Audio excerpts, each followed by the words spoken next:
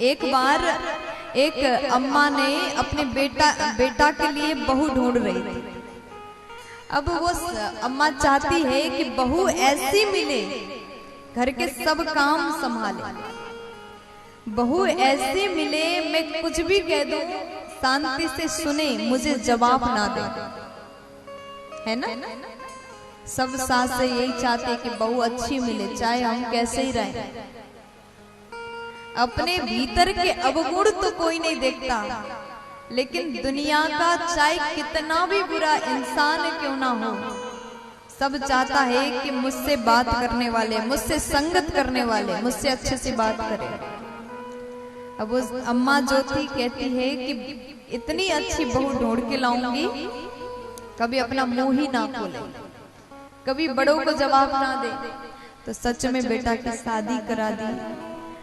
अब रोज वो खाना बनाए बहू, सास जब खाती है तो एक न एक कमी रोज निकालती, कुछ काम भी करती है तो कमी निकालती है। जब बहू झाड़ू पोछा करती है तो सास कहती है अच्छे से लगा, एक भी जगह में इतना सा भी कचड़ा नहीं होना चाहिए। बर्तन धोए तो सास बोले कि बर्तन को ऐसे धोना बिल्कुल चमका करके, फिर पोंछ के रखना, एक भी बर्तन गीला नहीं होना चाहिए। अब बहू बहुत परेशान है, कितना सह लिया, कितना सुन लिया, फिर भी सास डांटना कम नहीं करती। तो एक दिन जैसे बहू ने दाल चावल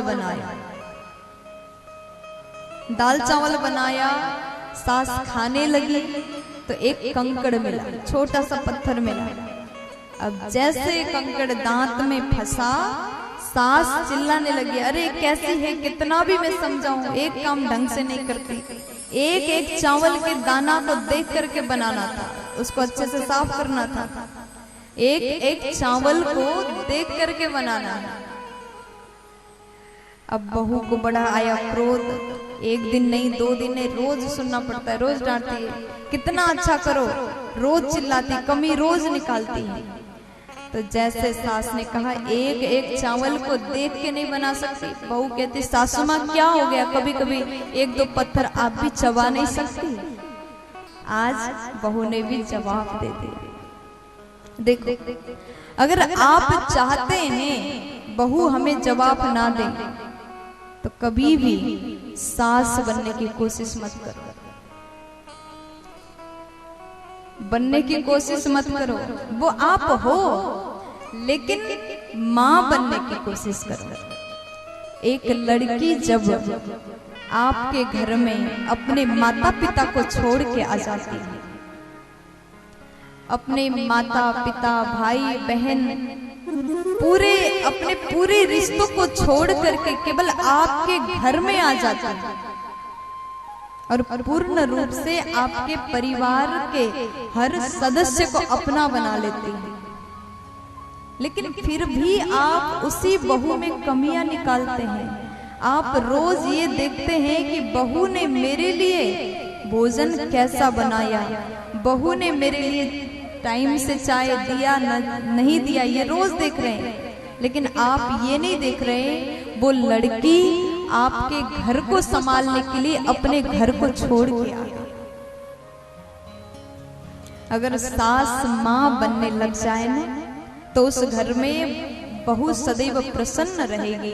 और शास्त्र कहते हैं जिस घर में नारी प्रसन्न रहे, जिस घर की बहू मुस्कुराते हुए रहे, उस घर में अवश्य ही लक्ष्मी का वास होता है। बहू घर की लक्ष्मी होती है, इसलिए उसका कदर किया। अगर ऐसी बात बोल देते हैं तो कई बार जो सासें होती वो नाराज भी हो जाती है। देखो, कोई भी बात हो दोनों तरफ से, दोनों साइड से होना चाहिए। जब सास माँ बनने की कोशिश करे, माँ की तरह प्यार करे, माँ की तरह समझाए, माँ की तरह बोले, तो एक बहू को भी बहू बन के नहीं बेटी बन के रहना चाहिए। बहू भी ये सोच ले कि कभी कभी हम गलती करते थे तो मायके में अपनी माँ भी तो डांटती थी, अपने पिताजी भी तो डांटते थे, उसी प्रकार सासू माँ ने भी थोड़ा सा डांट दिया तो क्या हो गया, उसे भी सुन लो। माँ समझ करके सुनोगे तो वो डांट भी प्यार लगेगा।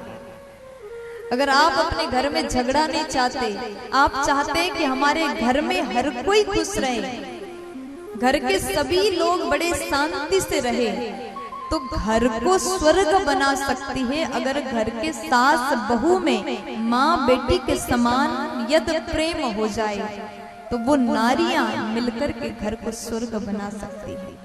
और जिस घर में रोज कुत्ते बिल्ली के समान सास और बहू लड़ाई करते रहे, तो उस घर में अवश्य ही दरिद्रता का वास होगा, और उस घर में रहने वाले आपके बेटा हो, आपके पति हो, कभी भी खुश नहीं रह सकते।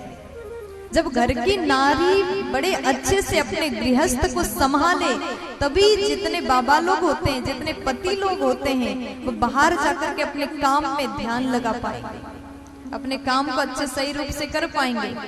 अगर आप चाहते खूब धन भी आए, सुख शांति भी आए, तो घर की लक्ष्मी नारियों का कर्तव्य घर को संभाले, और पुरुष का कर्तव्य बाहर से सब चीजें लाएं, धन कमा करके लाएं, ताकि परिवार का सही रूप से पालन हो सके। इसलिए कहते हैं ना, ताली दो हाथ से बजती है, एक हाथ से तो सिर्फ थप्पड़ ही लगता है। प्यार से बोल दो ना।